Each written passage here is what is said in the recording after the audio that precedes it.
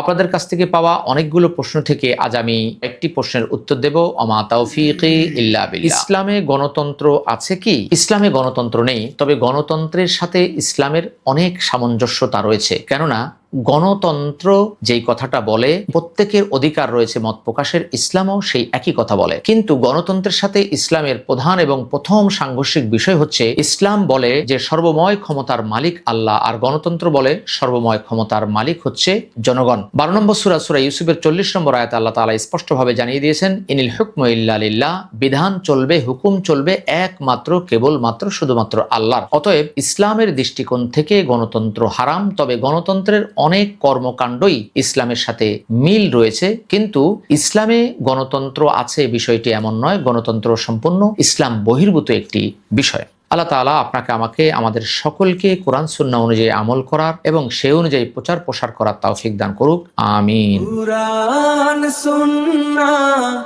Foundation, Quran Sunnah foundation.